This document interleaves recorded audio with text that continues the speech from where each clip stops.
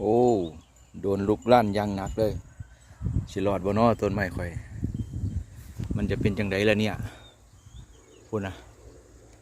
พูดเกือบสุดปลายเลยวู้เก่งคักปวกโพดโพ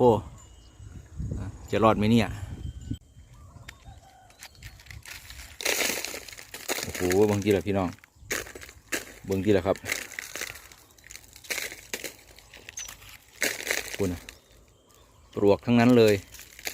โอ้โห